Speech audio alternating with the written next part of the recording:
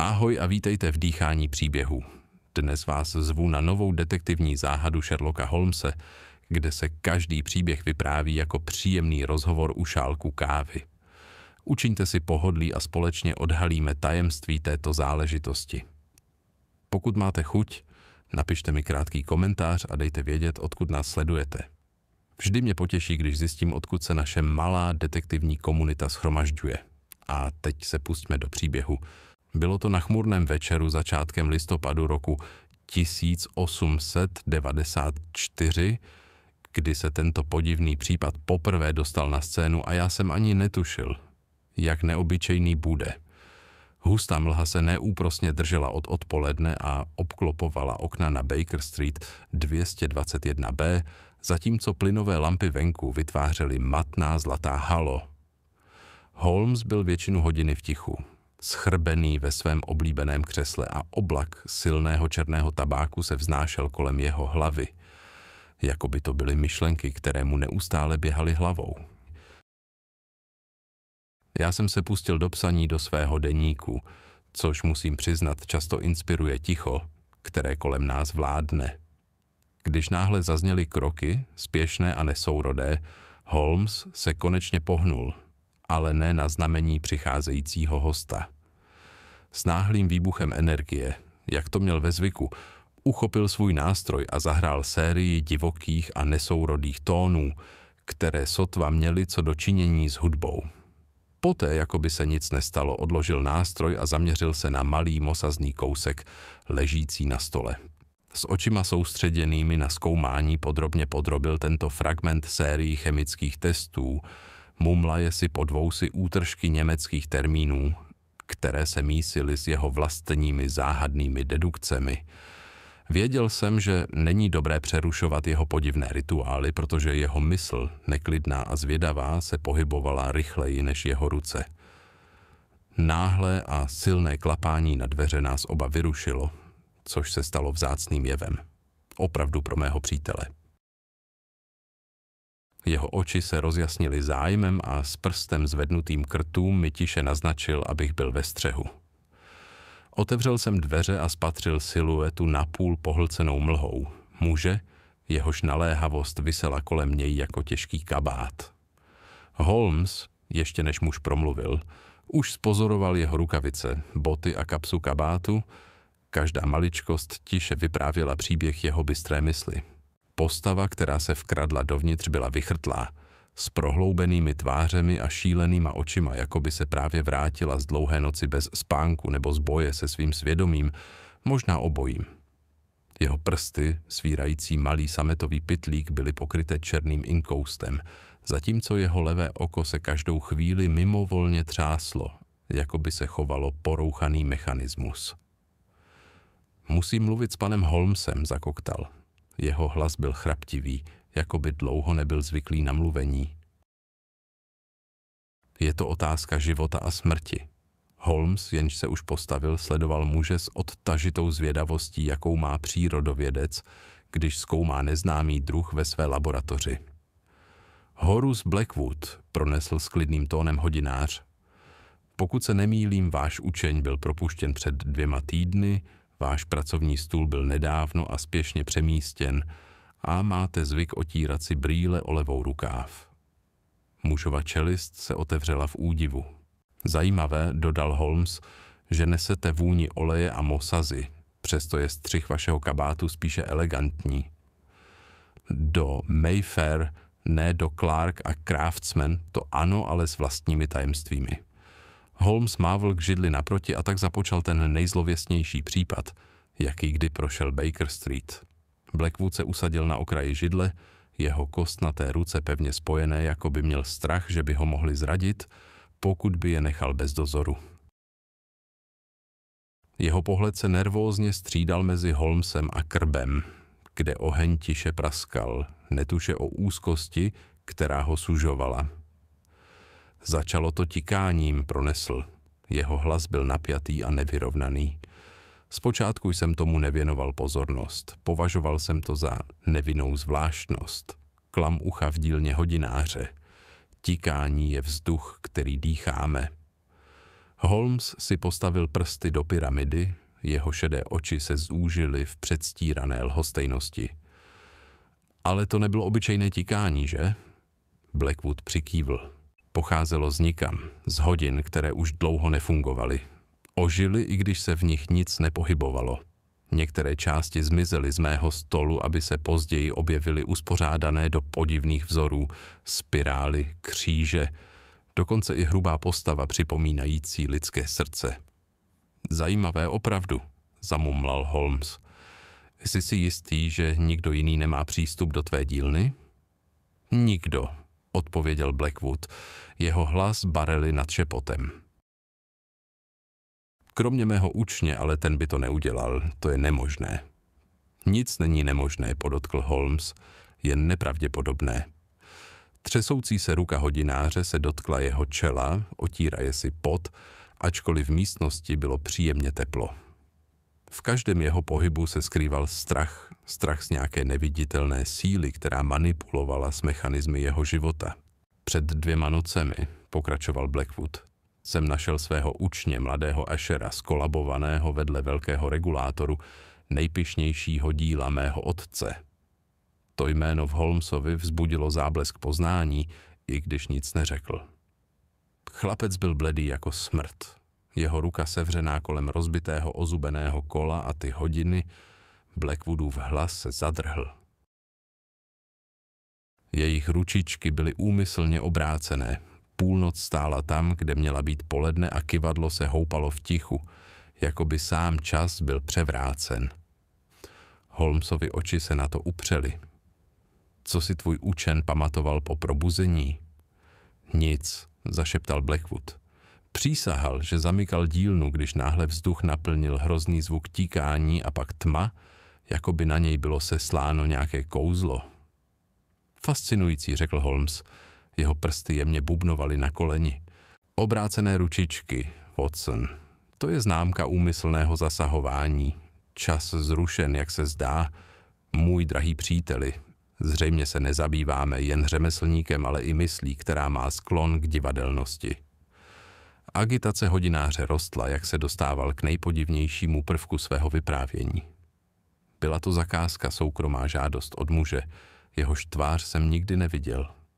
Jeho posel přišel těsně před soumrakem před 2 týdny s přesnými specifikacemi pro zakázkové kapesní hodinky. Mechanismus byl složitější než cokoliv, co jsem kdy vytvořil. Holmes se mírně naklonil dopředu, jediná známka jeho rostoucího zájmu. Návrh požadoval dvojité únikové kolo, trojitou pružinu a vyrytý nápis uvnitř pouzdra. Frázi, kterou jsem musel nechat přeložit. A ta fráze, Blackwood, 13. úder, pronesl Holmes tiše. Opravdu, Blackwood těžce polkl. Ale hodinky zmizely před dokončením. Poté sáhl do sametového sáčku a vytáhl podivný mechanický objekt. Polovinou mechanického zařízení, polovinou odpornosti, které připomínalo lidské srdce. Jeho puls však byl chaotický a malá ozubená kolečka uvnitř pulsovala s groteskní precizností. Holmes si ho vzal do rukou, přiložil si ho k uchu a na rtech se mu zaleskl slabý, ale nezaměnitelný úsměv. Vidíte, Watsone, prohlásil, muž nestratil pouze své řemeslo, ale také zdravý rozum. Holmes pozorně naslouchal Blackwoodovu nervóznímu vyprávění, zatímco jeho výraz byl odtažitý, jako by zkoumal něco, co ho příliš nezajímá. Prsty měl sepjaté pod bradou, oči měl napůl přivřené, ale s náhlým zábleskem pozornosti se naklonil a jeho pohled se přehnal přes Blackwooda jako jestřáb, který sleduje krajinu pod sebou. Vaše rukávy, podotkl Holmes, jsou umazané nejen od oleje, ale také burgundským lakem, což je barva, jež se obvykle používá při vysoce precizních únikových pracích. Blackwood zmateně mrkl, ale Holmes už pokračoval. Mozol na vašem levém ukazováčku je trojúhelníkového tvaru, což naznačuje, že si pravidelně opíráte malé součástky o něj, pravděpodobně při nastavování ozubených kol nebo drahokamových ložisek. Navíc váš tyk, nedobrovolný křeč ve svalu, který zvedá víčko, je běžný u mužů, kteří dlouhé hodiny pracují s jemnými detaily. Watsone, jako obvykle, jste se ocitl mezi obdivem a zmatkem. A vaše brýle, dodal Holmes, byly nedávno upraveny vámi samým a proto je levý pant utažený nerovnoměrně. To vše naznačuje muže, jehož život je řízen miniaturní přesností, avšak jeho nervy se stále více vzpírají tomuto křehkému světu. Holmes se opět uvolnil. Myslím, Watsone, že náš host skrývá víc než jen třesoucí se ruku. Blackwood nervózně posunul své tělo a Holmesův pohled se na chvíli zaměřil na jeho boty. Zajímavé, poznamenal Holmes, že opotřebení vašich podrážek je nerovnoměrné. Vnější okraj je hladký od chůze po chodníku, zatímco vnitřní pata má zvláštní diagonální škrábanec, který jsem zaznamenal pouze u mužů, kteří pravidelně sestupují úzkými žebříky. Žebříky? Zopakoval jsem. Opravdu. A slabá linie zbytkového strojního oleje na lemu vašich kalhot, Watsone, není z vašeho pracovního stolu, ale z nějakého skrytého mechanismu, pravděpodobně pod úrovní terénu. Blackwood zbledl. Existuje nějaký sklep, ale já jsem tam nebyl léta. Holmesův úsměv byl slabý a zcela postrádal překvapení. Není nic fascinujícího na záhadě jako místnost, jejíž majitel se rozhodl zapomenout. S tím Holmes vstal. Pojďte, Watsone, vypadá to, že máme sestup, který nás čeká. Když jsme následovali Blackwoodovi neochotné kroky do ulice, Holmesovi oči se často zaměřovaly na detaily, které bych úplně přehlédl. Německé, pronesl náhle. Zmateně jsem se rozhlédl. Co je s vašimi botami, Blackwoode? Zeptal se Holmes mírně. Nesou tenkou vrstvu jantarového lubrikantu, proprietární formuli používanou pouze v automatických dílnách v Bavorsku, kde se specializují na samo-winding figuríny a hodiny smrti. Blackwoodovi ruce se neovladatelně sevřely, ale Holmes mávnutím ruky umlčel protest, než se vůbec mohl projevit. To vaše srdce, řekl Holmes, poklepávajíc na sametový sáček, který Blackwood stále nosil, není dílem anglického řemesla. Jeho tvůrce byl cizinec, německá preciznost spojená s nebezpečným účelem, vzácná a mimořádně nebezpečná unie. Holmesův úsměv byl tenký a predátorský. Řekněte mi, Blackwoode, kdy se poprvé objevilo jméno Otto Kraus ve vašich otcových knihách? Brzy poté zavolal Holmes taxi a my jsme se vydali směrem k Clarnellu, kde Blackwoodova dílna stála uprostřed skromné řady obchodů. Vzduch byl stále těžší. Vůni oleje, kovových pilin a podivně léčivého nádechu mosazného leštidla. Atmosféra, kterou Holmes vdechoval s očividným potěšením. Obchod byl chaotickou ukázkou mechanického umění. Kola, ozubená kola a vinuté pružiny byly roztroušeny po stolech, zatímco hodiny, rozebrané do různých částí, se tyčily kolem nás. Každé z nich tíkalo svým vlastním tempem, vytvářejíc tak fragmentovaný, avšak podivně hypnotický orchestr času. V této místnosti vládly stroje, nikoli lidé. Holmes procházel tímto mořem tikajícího kovu s obratností přírodovědce na známém území, nic se nedotýkal, ale vše pozorně sledoval. Blackwood za ním kráčel jako nervózní školák před přísným učitelem, svíral ruce a koktal zbytečné omluvy za nepořádek. Pořádek, pronesl Holmes, je otázkou úhlu pohledu. Pro hodináře není chaos kol a pružin ničím jiným než uspořádanými řadami vojákovy výbavy. Blackwoodův úsměv byl nervózní, ale Holmes se už dávno posunul dál. Jeho pohled vzlétl k světlíku. Bez jediného slova vytáhl svou zvětšovací čočku a začal pomalu procházet místností od dveří až po strop. Jeho pozornost se na chvíli zastavila na zámku světlíku, než se posunula dál. Před 2 nocemi se říkal, zamumlal Holmes tiše pro sebe. Ano, pane Holmesi, odpověděl Blackwood, ale Holmes mu mávl, aby zmlkl. Jeho šikovné prsty sledovaly tenkou linii zabarvení podél rámu, pro mé nezasvěcené oko téměř neviditelnou. Vedle okna se usadil malý proužek sazí a mosazného prachu, tam, kde by žádný běžný průvan neměl šanci. Útočník, pronesl Holmes, nebyl žádným duchovním agentem, ale praktickým jedincem, který měl znalost vaší dílny a preferenci pro neobvyklé vstupy. Udivovalo mě Holmesovo sebevědomí, i když jsem se už naučil zdržet své otázky, dokud se jeho mysl plně nezapojila. Když se nakonec otočil, bylo to s malým spokojeným přikývnutím. Kdo přišel té noci, shrnul Holmes, byl jak opatrný, tak cílevědomý a věděl přesně, kde hledat. Jeho pohled se upřel na úzkou polici zabudovanou do zadní zdi. Jejíž povrch byl přeplněný malými koženými svazky, všechny pokryté jemnou vrstvou kovového prachu. Tyto knihy, řekl, byly nedávno procházeny a ne vámi, Blackwoode. Oči hodináře se rozšířily. Ale neobsahují nic cenného, pouze poznámky o únikových mechanismech a úpravách starších modelů. Přesně tak, potvrdil Holmes, poznámky tak pečlivě anotované, že by se dalo předpokládat, že byly zpracovány jako vědecké dílo. Přesto otevřel svazek náhodně. Psaní se náhle mění. Tyto marginálie, Watsone, patří zcela jinému autorovi. Držel knihu směrem ke mně, kde jsem spatřil stísněný německý rukopis překrývající Blackwoodovi elegantní poznámky.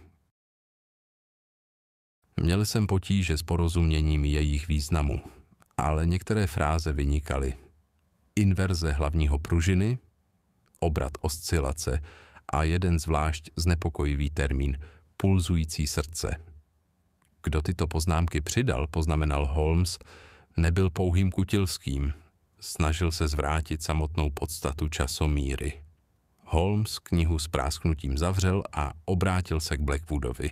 Vaše dílna byla knihovnou pro něčí posedlost.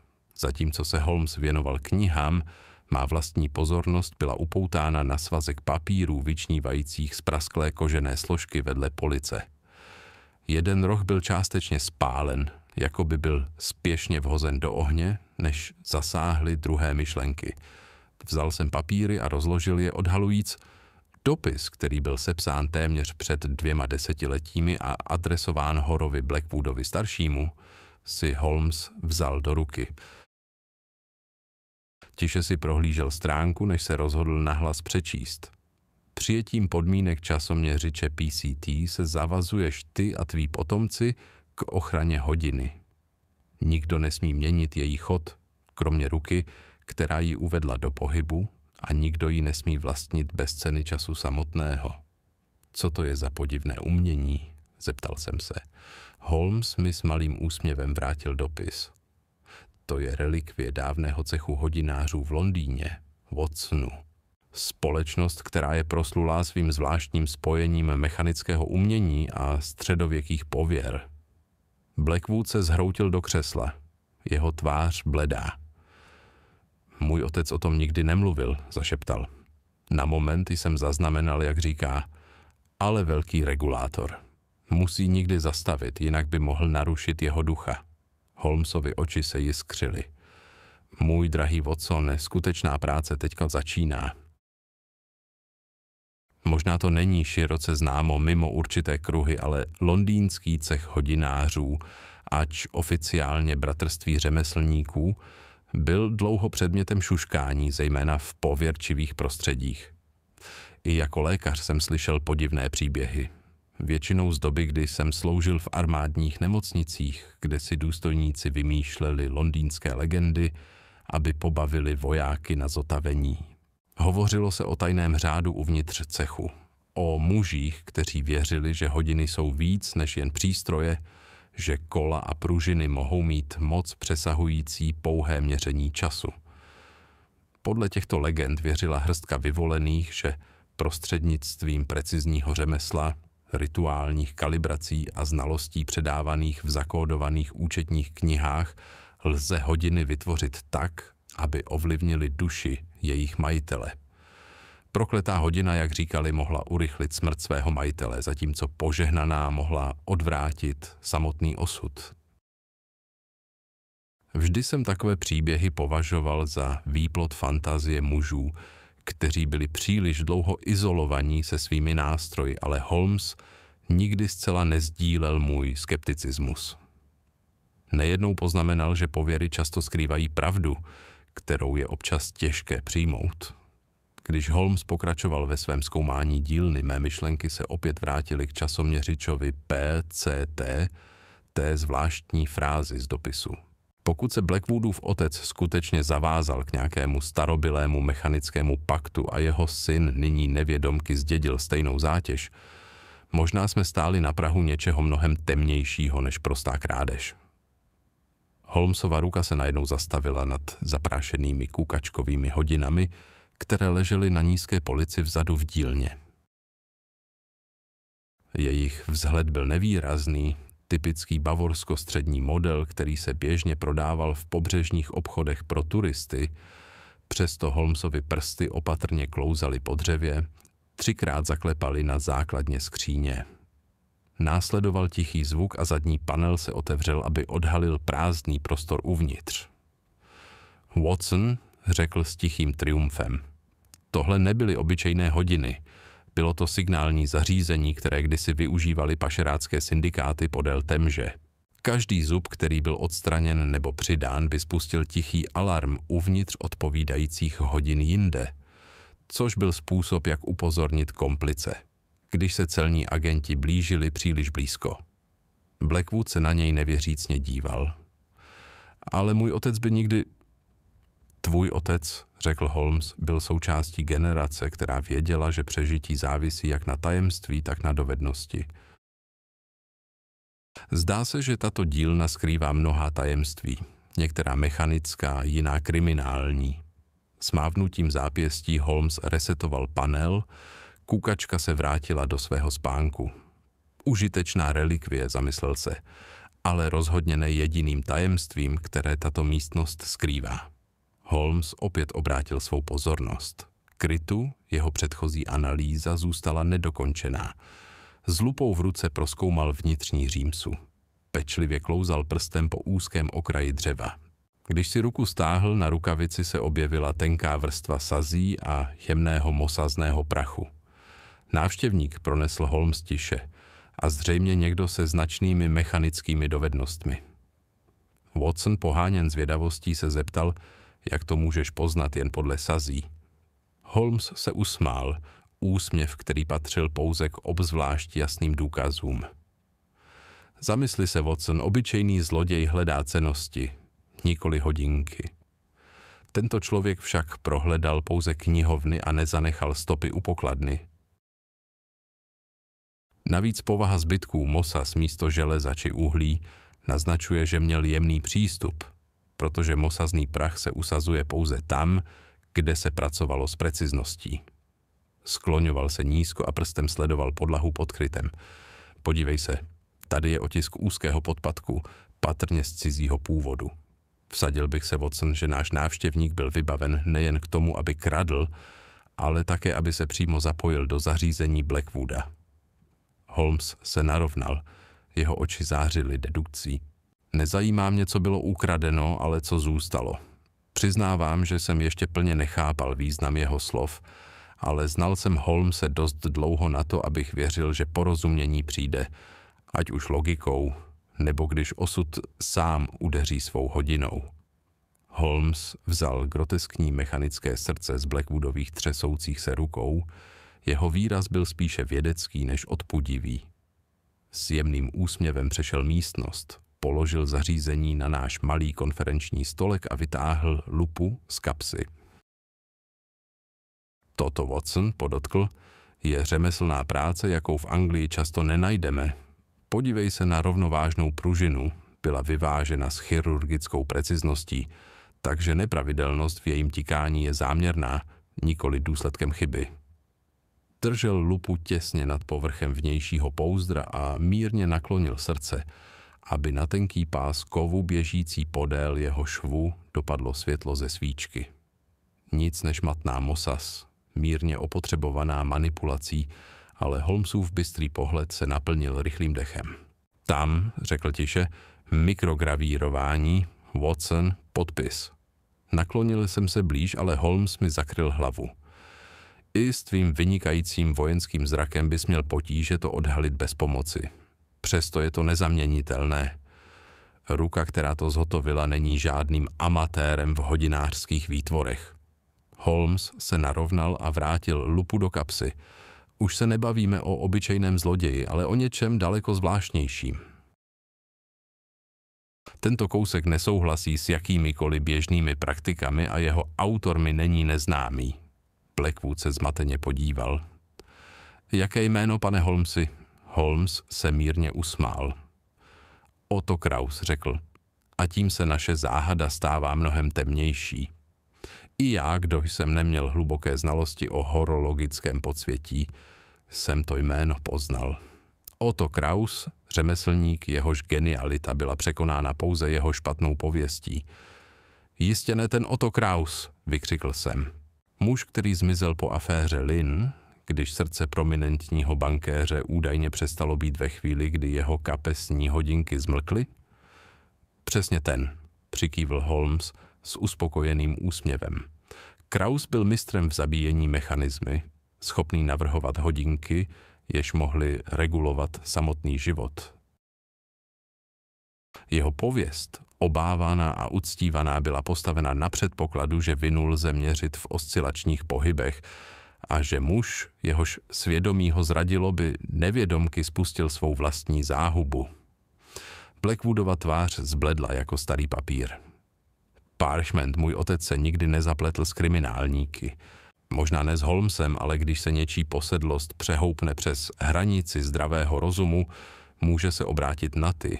Jejichž morálka se přizpůsobuje jejich řemeslu. Holmes znovu otočil srdce v dlani, podivný objekt slabě tikající jako puls vycházející z hrobu. Toto pronesl, není jen tak obyčejný předmět. Je to jak varování, tak i stopa. Do následujícího rána Holmes nasměroval naše otázky k nejstaršímu hodináři v Londýně, muži známému jen jako Merrick, který se již stáhl z obchodu, ale jeho paměť byla stejně přesná jako pohyby, které kdysi prováděl. Chcete vědět o zakázce? Zeptal se Merrick poté, co Holmes uvedl věc na pravou míru. Byl to starý Blackwood, kdo se přišel ptát zpět v roce 77. Zajímal se o Krause. Proč zrovna Kraus? Tázal se Holmes. Jistě, Londýn měl spoustu schopných řemeslníků. Ne proto, co Blackwood chtěl, odpověděl Merrick ponurým tónem. Měl teorii, že hodiny mohou dělat víc, než jen měřit čas. Věřil, že by mohly fungovat jako jakýsi morální barometr, schopný vnímat vinu člověka, a pokud by do nich někdo zasáhl, zastavili by jeho srdce. Nemohl jsem potlačit pocit zděšení nad touto šílenou představou. Holmes však vypadal naprosto klidně. A Kraus to skutečně vyrobil? Ano, přikývl Merrick. Kapesní hodinky, na pohled nenápadné, ale uvnitř s dvojitým mechanismem. Jeden klasický, druhý citlivý na nejjemnější puls nositele. Co se s nimi stalo, zeptal jsem se. Merrick pokrčil rameny. Zmizeli, když starý Blackwood zemřel a Kraus brzy po něm. Povídalo se, že vytvořil druhý kus, prototyp tak podivný, že by ho žádný rozumný muž nenosil. Holmesův pohled se ostře zaostřil. Myslíte to srdce? Ano, potvrdil Merrick. Říkali, že chtěl navrhnout časomíru, která by tikala bez hlavního pružiny. Srdce, které by tikalo strachem svého nositele. Holmes si schoval zápisník. Pojď, Watson, zdá se, že sledujeme nejen zloděje, ale i dědictví šílenství předávaného z generace na generaci. Z všech artefaktů, které zmizely z této dílny, řekl Holmes, žádný nemohl být nebezpečnější než původní zakázka, prototyp, který Kraus vytvořil pro Blackwoodova otce. Pouhé zmínění o tom otřáslo naším klientem. To nebyla obyčejná časomíra, pokračoval Holmes. Krausova genialita nespočívala jen v přesnosti, ale i v filozofickém inženýrství, pokud mohu tento termín použít. To nebyly hodinky, které by jen měřily plynutí času. Byly navrženy tak, aby soudili svědomí svého nositele. Zíral jsem na Holmese, nejistý, zda jsem to slyšel správně. Soudili svědomí? Přesně tak, potvrdil Holmes. Mechanismus tak jemně laděný, že jakýkoliv zásah, ať už úmyslný nebo náhodný, rukou zatíženou vinou, by spustil zastavení jeho funkce, což by vedlo k ukončení života nositele. Blackwoodův hlas byl sotva slyšitelný. Můj otec to věděl. Nejen, že to věděl, řekl Holmes, ale také zajistil, že jeho zmizení nebylo náhodné. Ty hodinky byly nabitou zbraní, smrtící rozsudek tiše tikající v kapse muže. Tato představa mě ochladila víc než jakákoliv obyčejná vražda. Tohle nebyl zločin, jaký jsem znal. To bylo mechanizované šílenství. I přes jeho brilantnost při rozplétání faktů jsem si nemohl nevšimnout podivné rezervovanosti v Holmesově chování. Ačkoliv jsem ho tlačil na jeho teorii, Holmes nabídl pouze kusé náznaky, jako by nějaký vnitřní výpočet ještě neskončil. Existují určité prvky, řekl, o kterých je lepší nemluvit, dokud to nebude nezbytné. Dobře jsem znal Holmese, abych v jeho tónu zachytil slabý záblesk neklidu. I když jeho obvyklá klidnost zakrývala mnohé, nejvíce mě znepokojovalo, že jeho rezervovanost se zdála být méně vědecká a více osobní. Jakoby v této situaci spatřil něco, co přesahovalo rámec logiky. Co mi tajíš, Holmesi? Zeptal jsem se. Odpověděl mi jedním ze svých vzácných a téměř litujících úsměvů. Jsi člověk medicíny, Watsone, a přesto existují jevy, na které ani tvé vzdělání nestačí. To, co máme před sebou, je případ, kde se čas, vina a snad i něco temnějšího propojují. I když jsem ho naléhal, aby byl konkrétnější, Holmes pouze ukázal k oknu, kde londýnské hodiny odpočítávaly přicházející noc. Všechno má svůj čas, řekl tiše. Všechno má svůj čas. Když jsme se vraceli na Baker Street, Holmes nakonec prolomil ticho, avšak jeho slova místo osvěty jen prohloubila mé znepokojení. Slyšeli jsi někdy, Watsone, o víře, že duše muže může být uvězněna v nějakém stroji? Zeptal se. Potichu jsem se zasmál. To přece patří do sféry pověr, napadlo mě. Ale, pokračoval, vnitřní kruh cechu hodinářů tuto víru bral velmi vážně. Mluvili o principu poutání, myšlence, že úmysl řemeslníka může být vtisknut do jeho díla tak, aby hodiny nejen měřily čas, ale nesly i ducha svého tvůrce. Posmíval jsem se této myšlence, ale Holmes pokračoval. Zvaž to, Watsone. Co když vina zločinu může být přenesena do samotného mechanismu, který zachycuje její okamžik? Co když hodinky na zápěstí vraha cítí jeho srdeční tep, měří jeho strach a nakonec ho odsoudí bez jakéhokoliv soudce nebo poroty? Byla to podivná myšlenka, přesto Holmesův tón nebyl posměšný. Mluvil stejně neosobně, jako když analyzoval chemické složení tabákového popela.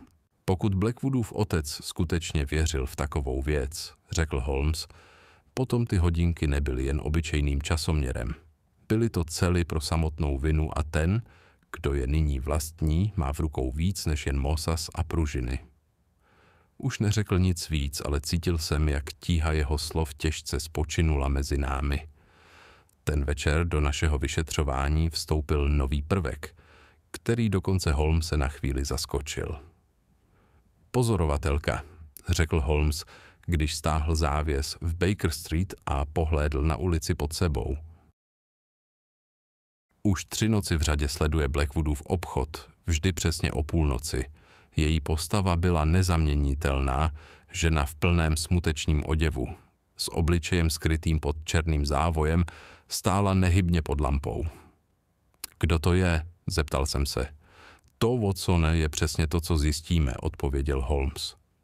Žádná běžná vdova by se nevydávala na takové vigilie v takovou hodinu před takovým obchodem, pokud by neměla nějaké spojení s tikajícím srdcem tohoto případu. Holmesovi oči se leskly zvědavostí a výzvou. Žena v smutku, podotkl tiše, a pokud se nemýlím, její žal je spíše mechanický než romantický. Než jsem se mohl zeptat na objasnění, žena se náhle stáhla do mlhy s grácií toho, kdo ví, že je sledován. Ví, že ji pozorujeme, zamumlal Holmes, což znamená, že se znovu neobjeví, pokud nenastavíme hodiny pro její návrat. Holmes si zapálil dýmku. Vonavý kouř se vznášel vzduchem, zatímco se usadil do křesla. Pochop to, Watsone, řekl. Toto není obyčejný případ krádeže nebo vydírání. Toto je filozofický zločin, hádanka, jejíž řešení neleží pouze v dedukci, ale v samotné podstatě času. Zíral jsem na něj zmateně. Čas, vina a neúprosné stroje, které spojuje je, odpověděl Holmes. Hodiny nejsou jen pasivními svědky v této záležitosti, ale zároveň i aktéry. Každá uběhnuvší sekunda nezaznamenává pouze události, nýbrž také váhu duše. Jeho slova ve mně vzbudila znepokojení, jaké žádná scéna z Grizzlyho vraždy nedokázala vyvolat. Když Holmes hovořil skoro v metafyzických pojmech, znamenalo to, že v tomto případě spatřil něco, co dokonce i jeho racionální mysl zneklidnilo. Mysl dýchá, Watson, pronesl tiše. Tato záhada dýchá a každý prvek v ní směřuje k nějakému předurčenému závěru. Když jsem se zeptal, jaký závěr by to mohl být, Holmes se jen usmál a vrátil se ke své dýmce.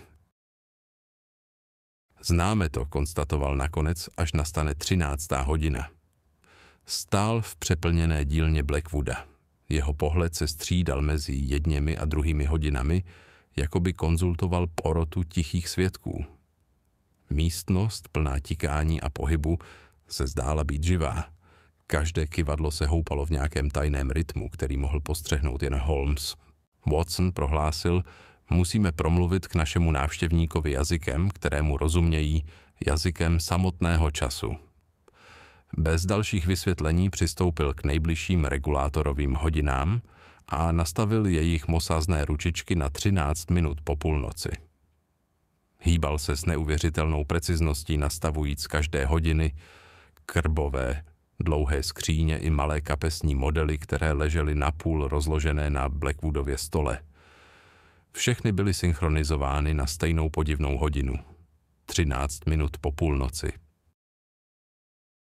Holmes poznamenal, že je to signál určený pouze jednomu muži, Utto Krausovi, ale ten už je pryč, namítl jsem. Jeho metody přetrvávají, odpověděl Holmes, a ti, kdo navazují na jeho práci, dědicové jeho tajemství, tento signál rozpoznají stejně jistě, jako hound zná lovcův roh. Blackwood stál bledý a zmatený, nenabídl žádnou námitku, když Holmes otáčel celý jeho svět, aby odpovídal skrytému signálu. Ručičky hodin se pomalu dostaly na svá místa a najednou byla místnost nabitá napětím, jako by se čas sám zastavil, aby naslouchal. Holmes ustoupil, jeho výraz byl grimní spokojenosti. Teď, pronesl tiše, jsme se ohlásili ruce, která v temnotě natahuje. S těmito slovy mě pokynul do stinného kouta za zdí hodin, kde jsme čekali na odpověď, kterou mohla poslat pouze vinná duše. Dílna v noci byla mnohem zlověstnějším místem než během dne. Tady nebylo skutečného ticha, jen nekonečné tikání, jako by 1000 malých spiknutí šeptalo jedno přes druhé ve tmě. Vzduch byl těžký, prosycený vůní oleje a mosazy, smíchanou s kyselým nádechem dlouho drženého strachu. Holmes, sedící se skříženýma nohama vedle mě, se zdál být naprosto klidný, jeho prsty složené a výraz mezi meditací a očekáváním. Já jsem však považoval čekání za nesnesitelné. Každé tiknutí se zdálo oznamovat nějakou neviditelnou přítomnost, která se blížila, a nejednou jsem se lekl stínů, které se ukázaly být ničím víc než neklidným strojem. Holmes, zašeptal jsem nakonec. Opravdu očekáváš, že někdo přijde? Usmál se slabě. Očekávání, Watson, je luxus. Vím, že přijdou, ale kdo? Zloděj? Zahalená žena? Trpělivost, řekl Holmes. Jeho hlas byl tišší než tikání. Ona není ani zloděj, ani duch. Je strážkyní hodinového hříchu a dnes v noci držíme klíč, který natáčí její osud. Než jsem se stihl zeptat víc, zněl slabý kovový skřípot ze střešního okna. Hodina se blíží, zašeptal Holmes. Drž se pevně, můj drahý příteli, hodiny bijí pro ní přesně 13 minut po půlnoci. Zámek střešního okna se zvedl s opatrnou jemností zkušené ruky a postava tiše se stoupila dolů. Její pohyby byly příliš ladné na to, aby patřily obyčejnému narušiteli a i ve slabém osvětlení bylo jasné, kdo to je. Žena zahalená v černém závoji. Pohybovala se, jako by jí vedly vzpomínky. Procházela kolem přeplněných pracovních stolů a rozbitých součástek, až se zastavila před velkým regulátorem. Jehož ručičky slabě zářily ve světle lampy. Chvíli tam stála, hlavu skloněnou, ruce pevně sepnuté před sebou. Jako by se modlila, nebo se vyznávala samotnému stroji. Holmes mi položil ruku na rameno, zadržoval mě a já cítil jeho napětí jako napnutý drát. Žena si stáhla závoj, její bledá úhlová tvář byla rámována tmavými vlasy. V nich se třpytily stříbrné prameny. Zármutek jí zvýraznil lícní kosti, ale v jejich očích byla chladnost, jež přesahovala jakýkoliv smutek. Vytáhla malý mosazný klíč z rukávu a vložila ho do skrytého otvoru na základně regulátoru. Hodiny se otřásly. Jejich kyvadlo prudce škublo a Holmes se ihned postavil na nohy. Madam, dnes jste sténala víc než tyto hodiny, promluvil nahlas. Sténala jste poslední hodinu hříchu vašeho otce. Ostře se otočila, její ruka se třásla při zvuku jeho hlasu, ale v jejich očích nebyl strach, jen poznání. Holmes vykročil vpřed. Jeho ruce byly natažené v gestu, které jsem už dobře znal, částečně uklidnění, částečně autorita. Odstraňte závoj, pronesl. Jeho hlas byl klidný, ale neochvějný. Ženiným prstům se jen mírně třásly, když poslechla. Závoj spadl a odhalil tvář, která nesla ostré rysy mládí, ale oči, jež prozrazovaly někoho mnohem staršího. Oči, které viděly zkázu, zármutek a strach, destilované do let, jež žádné hodiny nedokážou změřit. Analyze Kraus, předpokládám, řekl Holmes, na jejich vychrtlých rysích se na okamžik myhla jiskra něčeho, snad pýchy, než přikývla. Vidím, že moje pověst mě předchází. Nepověst, odvětil Holmes, ale dědictví. Řemeslo vašeho otce bylo jedinečné, jeho hříchy se zdá, že se přenesly na jeho dítě. Narovnala se, i když jí prsty stále lehce třásly na mosazném klíči. Přišla jsem si vzít zpět to, co bylo ukradeno od něj. Ukradeno? Zvolal jsem, ale smrtící hodiny byly jeho vlastním dílem. Její úsměv byl hořký, takže věříte lžím, které kolují Londýnem. Myslíte si, že Otto Kraus vynalezl smrtící hodiny? Ne, pánové, skutečným architektem této hrůzy nebyl můj otec vůbec. Holmesovo obočí se mírně zvedlo, ale mlčel. Čekal, až se vyznání dokončí, jak to vždy dělával, a nakonec se to uzavřelo slovy protkávanými jedem. Muž, který postavil první smrtící hodiny, byl Horus Blackwood starší. Dokonce i zdi kolem nás se zdály stahovat. Tikot hodin se ponořil do ticha pod tíhou jejich slov. Můj otec byl mistrem řemesla, ano, řekla Annalise. Její hlas byl nestabilní, ale nebyl vrahem. To Blackwood starší, Blackwood, který vymyslel smrtící hodiny, kdo nakreslil schémata do svého tajného deníku. Ale když se cech o tom dozvěděl, skandál by ho zničil. Viděl jsem, jak se Blackwood slunce drží pracovního stolu pro oporu. Jeho tvář byla bledá. Můj otec byl uznávaný hodinář, zakoktal. Byl zbabělec, odsekla Annalise. Potřeboval někoho, kdo by vzal vinu. Někoho, jehož pověst už byla zkažená výstředností. Můj otec byl outsider, bavorský řemeslník mezi anglickými cechovními muži. Snadná kořist pro lež. Otočil jsem se k Holmesovi, ale jeho výraz byl nečitelný. Šachista zvažující obě strany desky. A váš otec utekl? Holmes promluvil potichu. poněkud zdiskreditovaný a pronásledovaný nebo spíše korumpovaný. Annalise, opravila jsi mě, dodal. Byl sužován pocitem viny, podezřením a vědomím, že hodiny, které mohou zabíjet, byly vytvořeny jeho rukama, i když samotný design nebyl jeho. Tato vina ho jedla zevnitř, až každý tik hodin v jeho dílně zněl jako srdce křičící po spravedlnosti. Zhluboka se nadechla. Přišla jsem si pro prototyp a očistit jméno svého otce, začala, ale její hlas na chvíli zaváhal. Vidím, že jde o víc než jen o spravedlnost. Holmes přikývl. Odpovídám ti, slečno Kraus, spravedlnost málo kdy tiká pravidelně. Než stačil kdokoliv říct víc, ozvalo se ostré cvaknutí a groteskní mechanické srdce, které Holmes umístil na stůl, se otřáslo v křečovitém záchvatu. Deformované ozubené kolo se roztočilo rychleji než dříve, tikání se stalo nepravidelným a panickým, připomínajícím dech umírajícího muže.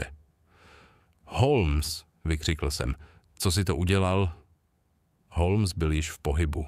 Jeho pohled se rychle střídal mezi srdcem a Annalise. To já nejsem, Watson, ale ona.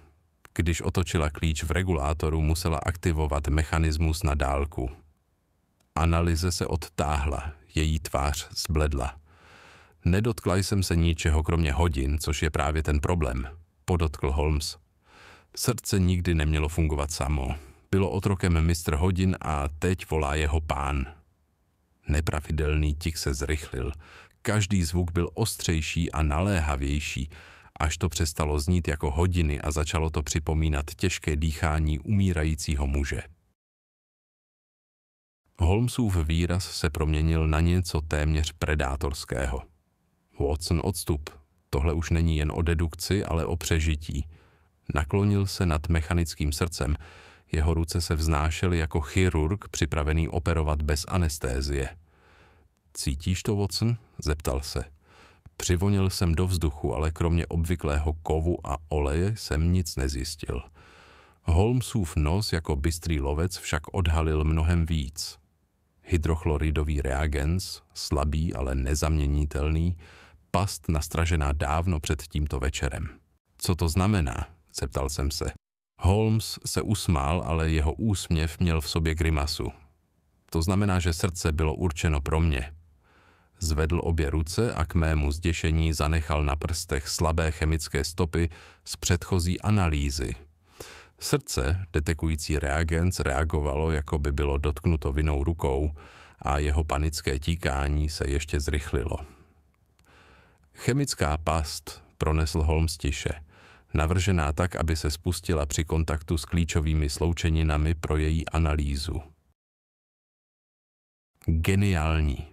Jeho prsty se škubly, ale zadržel je.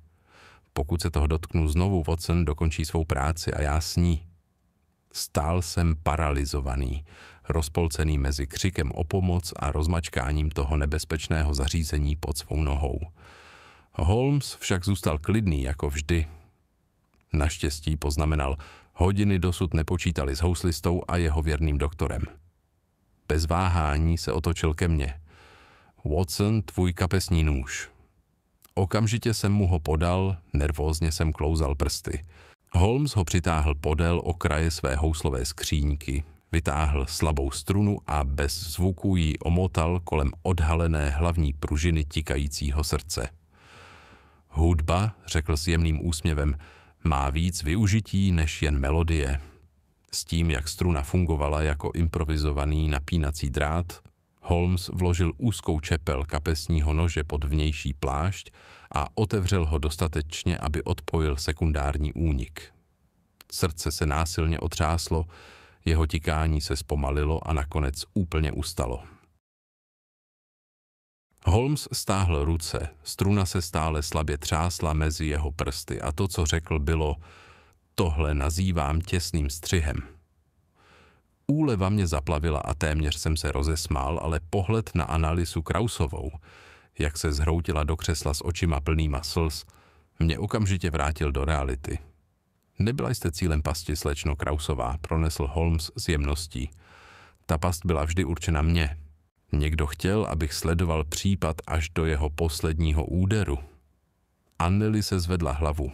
Její oči byly zarudlé, ale vyzařovaly odhodlání. Neměla jsem s tím nic společného, řekla, ale vím, kdo to všechno spáchal. Holmes na ní trpělivě čekal. Učeň mého otce, zašeptala. Muž, který se naučil každý trik, každé tajemství a věřil, že skutečná moc cechu nespočívá v tom, jak čas plyne, ale jak ho lze zastavit. Holmesovi oči se rozjasnily. Jeho jméno je Leopold Greer, prohlásila. Nazývali ho zlověstným hodinářem a touží zpět po smrtících hodinách. Holmes vstal a otřel si prach z kolen. Pak jsme tento případ ještě neskončili, Watsone, pouze jsme ho napůl vyřešili. Cesta zpět na Baker Street probíhala v tichu, přerušovaném jen tlumeným klapáním kopyt na mokrých dlažebních kostkách a slabým rytmickým cvakáním Holmesových kapesních hodinek, které mi v tu chvíli přišly podivně uklidňující. Holmes seděl s rukama volně složenýma. Jeho prsty stále nesly slabou vůni mosazného oleje. Zaznamenal jsem tmavou skvrnu na jeho levém rukávu. Pozůstatek jeho usilovné práce na mechanickém srdci, ale Holmes si toho zjevně nevšímal. Jeho mysl byla už dávno před toumou. Když jsme dorazili na 221B, bylo téměř svítání, mlha se kolem našich oken zhušťovala jako druhá opona. Naštěstí nebylo slyšet obvyklé brblání paní Hudsonové. Holmes jí už zaplatil dvojnásobné nájemné za takové noční rušení. S povzdechem se sesunul do svého křesla a natáhl dlouhé nohy k ohni. Bez jediného slova jsem připravil 2 silné brandy, protože jsem dobře znal svého přítele a dokázal rozpoznat odlesk intelektuálního vítězství, když jsem ho viděl. Máte otázky, Watsone? Pronesl nakonec, jeho oči byly napůl zavřené. Mám několik, přiznal jsem, a doufám, že je ochotný zodpovědět.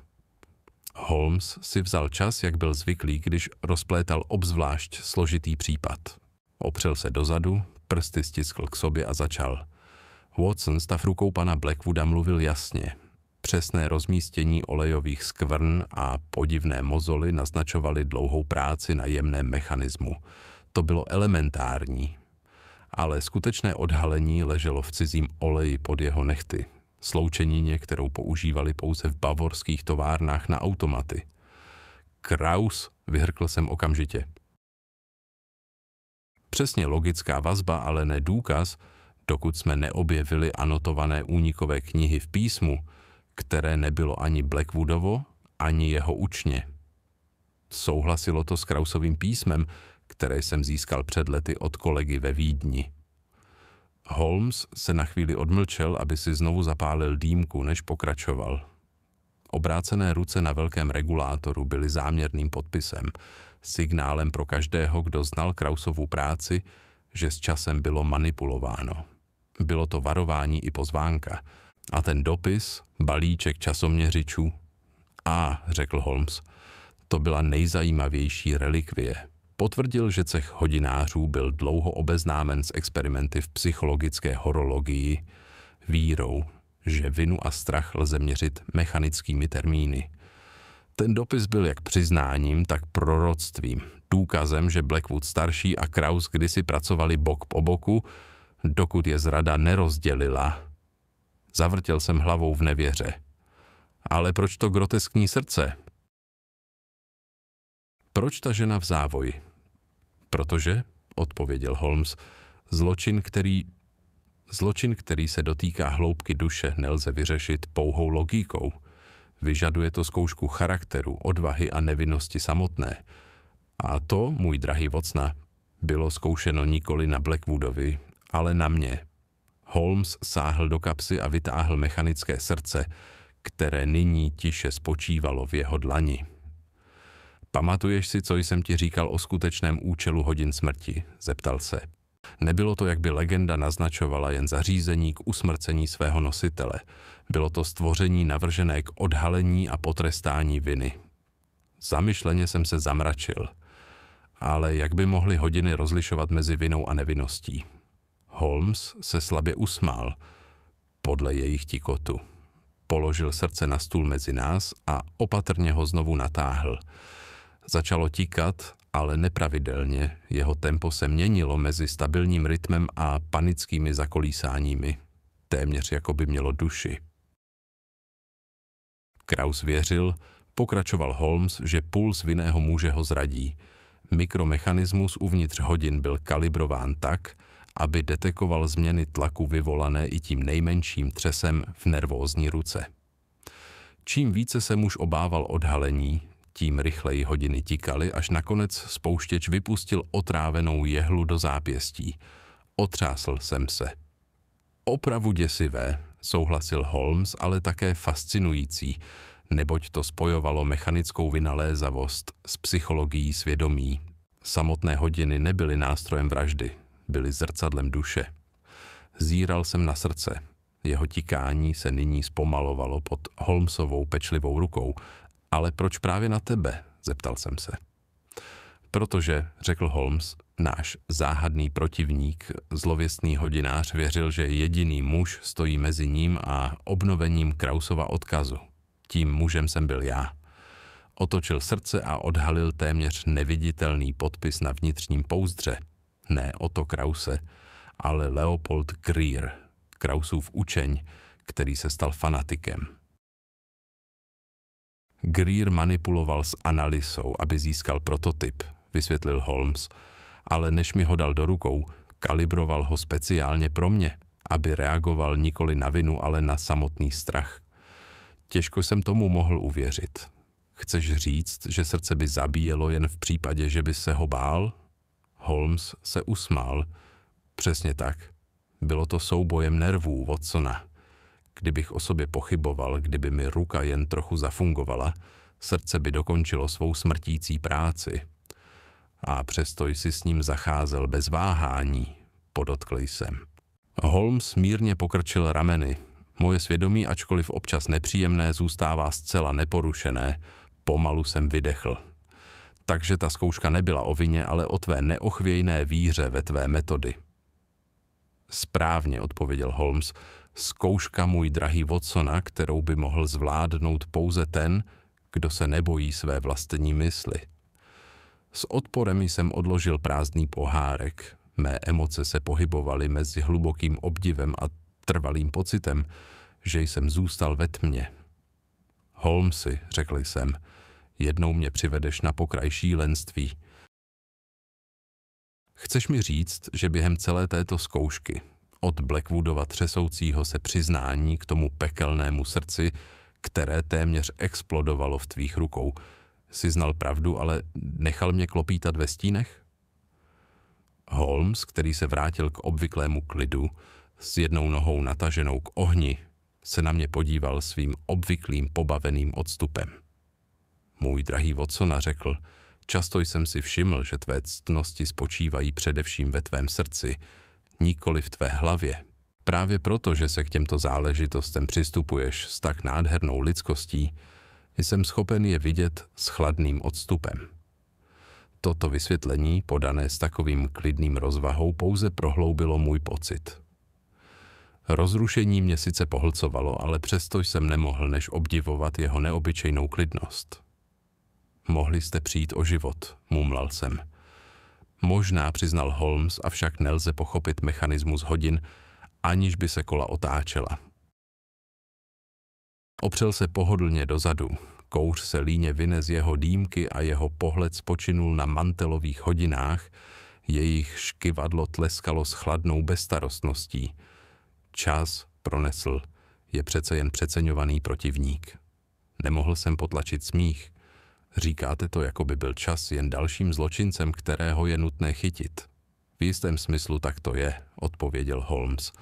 Každý případ, každý zločin, každé pronásledování existuje v rámci času, že? A přesto není čas padouchem, ale tvůrcem hádanek. Skrývá odpovědi za závojem minut a hodin, vyzývá nás, abychom se dívali pozorněji, abychom navinuli hodiny zpět, dokud se příčina a následek nespojí. Ukázal na groteskní srdce, teď tiché na stole. I tato hrůzostrašná věc, schopná způsobit smrt, byla nakonec nástrojem k odhalení pravdy. Pravdy, která se měří ne morálkou, ale milisekundami. Zakryl jsem si hlavu. Mluvíte o čase, jako by byl ochotným komplicem, nikoli silou, která je mimo naše chápání. Holmes pokrčil rameny, na jeho rtech se objevil malý úsměv. Možná, Watsone, největší iluzí všech iluzí je, že čas poslouchá jakéhokoliv pána, kromě sebe sama.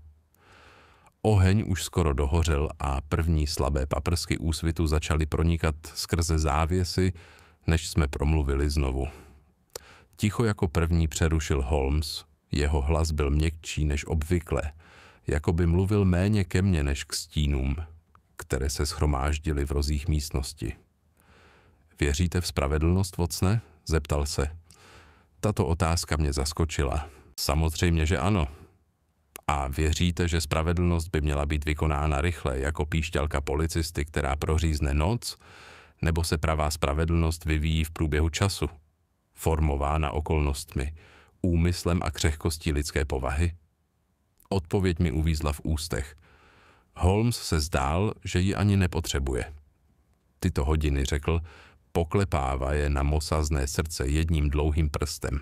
Se snaží měřit vinu v sekundách, zjednodušit složitosti svědomí na hrubou matematiku rytmu a pulsu. Zakroutil hlavou. Taková myšlenka je urážkou jak spravedlnosti, tak samotnému času. Vina není otázkou tepání srdce, ale otázkou volby a čas se k spravedlnosti neposune. Pouze zaznamenává, zda ji lidé hledají nebo se jí vyhýbají. Jeho vážnost mě hluboce zasáhla. Takže věříte, že osud nehraje žádnou roli? Holmesova obočí se mírně zvedla. Osud, můj drahý Watsone, je útočištěm těch, kteří jsou příliš líní, aby pozorovali příčiny a následky. Každý takzvaný zvrat osudu je jen vyvrcholením nenápadných činů, neuskutečněných rozhodnutí a ignorovaných pravd, až je příliš pozdě. Vstál a přešel k oknu, kde první paprsek slunečního světla dopadl na zamlžené sklo. Tento případ například někteří by ho mohli nazvat příběhem prokletého dědictví nebo osudovým návratem minulých hříchů. Ale zbavte ho poezie a máte dceřinu truchlení, ambici padoucha a stopy důkazů, které zůstaly na očích pro každého, kdo je ochoten číst. Otočil se zpět, jeho tvář osvětlena slabým ranním světlem. Čas nevykonává spravedlnost, Watsone, pouze čeká, až ji lidé jako vy a já pronásledují. Nemohl jsem se oponovat. Holmesova genialita opět rozbila iluzi tajemství na její jednotlivé části. Příčina, následek a volba. Přesto navzdory všem jeho logickým úvahám jsem v jeho tónu cítil něco téměř melancholického. Jako by se i Holmes občas ptal, zda některé záhady měly zůstat nevyřešené. Hodiny odbyly půlnoc, když jsem se zabořil do křesla naproti. Pohodlné teplo ohně se rozlévalo po místnosti jako starý známý. Byla to noc plná překvapení a odhalení, která byla tak chladná a mechanická jako srdce, jež téměř vzalo Holmesovi život. Během celé této zkoušky se Holmes ani nepohnul. Jeho mysl zůstávala neúprosná a bystrá. Já jsem však byl tímto případem hluboce znepokojen. Možná to byla kombinace vědeckého přístupu a supersticí, co mě tak trápilo. Seděli jsme u ohně s vzácnou sklenkou koňaku v ruce, každý ponořený do svých myšlenek. Holmes, tichý jako vždy, se zdál být spokojený ve svém vlastním teple, zatímco já jsem nemohl setřást znepokojující pocit, že pod naším vítězstvím leží něco hlubšího. Dlouze jsem se napil, ale teplo koňaku mi příliš nepomohlo uklidnit mou rozrušenou mysl. Nakonec jsem promluvil. Můj hlas odhaloval mé nepohodlí. Holmesi, začal jsem, musím přiznat, že mě tento případ znepokojuje víc než většina. Holmes na to okamžitě nereagoval, jen zvedl obočí a jeho pohled se upřel na plameny, jako by mé přiznání už předvídal. Ta znepokojivá směs vědecké preciznosti a šeptaných zbytků nadpřirozena mě nutila zamyslet se, zda je možné všechno vysvětlit, nebo zda na konci existují síly, které naše logika nedokáže uchopit. Jeho rty se mírně pohnuly, ale zpočátku nic neřekl. Poté s charakteristickým pokrčením ramen prohlásil. Mysl se může ohýbat do podivných tvarů, Watsone. To, co považujeme za nadpřirozené, je často hádanka, kterou jsme dosud nevyřešili. Holmes se opřel. Jeho oči se ve slabém světle zúžily, když pozoroval mihotající se stíny vrhané ohněm. Skutečným protivníkem v tom všem, Watsone, řekl s lehkým úsměvem, není ani zlosin, ani plán. Na chvíli se odmlčel, aby jeho slova mohla doznít, a pak pokračoval. Je to samotný čas. Zmateně jsem mrkl. Čas? Ano, čas, odpověděl Holmes klidným hlasem. Vždy se pohybuje vpřed, vždy lhostejný k našim bojům, našim vítězstvím, naší existenci. Nepřetržitě tiká jako hodiny, nikdy se nezastaví, nikdy nepřestává. A co hodinář? Zeptal jsem se. Do hlasu se mi vkrádal náznak skepticismu. Holmes se lehce usmál. Ach, Watsone, hodinář může vytvářet své pasti, ale to čas je tím pravým strážcem osudu. Hodinář a my všichni jsme pouze svázáni jeho neúprosným chodem. Když jsem se chystal odejít na noc, cítící známou tíhu únavy, zazvonil zvonek. Jeho zvuk byl ostrý a náhlý v tichém domě. Paní Hudsonová se objevila s telegramem. Kousek papíru, který byl téměř nepřirozený ve své náhlosti. Pohlédl jsem na zprávu, mé srdce na chvíli přestalo být. Telegram zněl: Zlověstný hodinář stále tiká, dávej pozor na 13. hodinu. Podal jsem ho Holmesovi. Jeho oči rychle přeletěly slova s nezasaženým nezájmem. Jeho rty se křivily do slabého úsměvu. Encore, zamumlal, když se ozvěna tikání hodin rozléhala tichem. Holmes se setkal s mým pohledem, na okrajích jeho úst se objevil nejjemnější náznak pobavení. Předpokládám, řekl, že s touto záležitostí ještě nejsme zcela hotovi. Ale Holmesi, začal jsem, můj hlas prozrazoval frustraci. Co znamená tato zpráva? Nová hrozba? Další případ? Ach, Watsone, odpověděl. Jeho hlas byl lehký, ale rozhodný. Ty víš stejně dobře jako já, že vždy čeká více hádanek, které je třeba vyřešit. Jsme jen dočasní hráči v mnohem grandióznější hře. Jeho klid, tak naprosto nezlomný, mě vždy fascinoval, ale teď, ve stínu telegramu jsem se ptal, kolik z těchto případů bylo kdy opravdu uzavřeno, kolik tajemství zůstává zamčených, pohřbených pod soukolím času.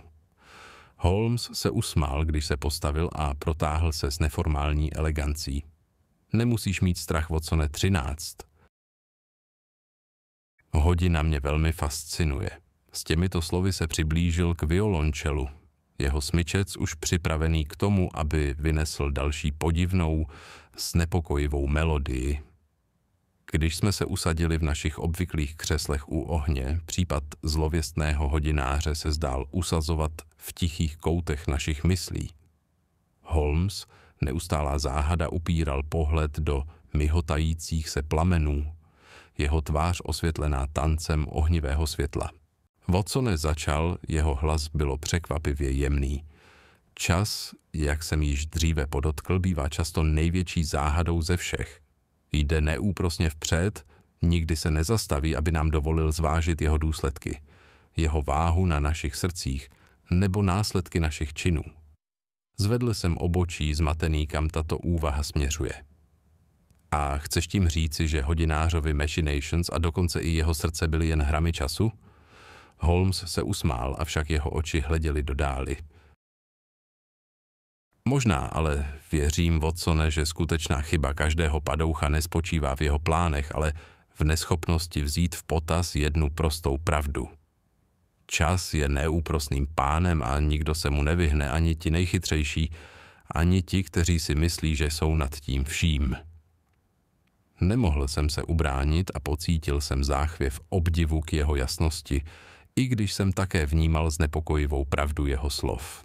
Holmes se na mě obrátil. Jeho pohled byl ostrý a prozíravý, jako by už rozluštil další záhadu, i když ta ještě nebyla plně utvořena. Řekni mi, Watsone, pronesl, co si myslíš byla největší chybou zločince v tomto případě?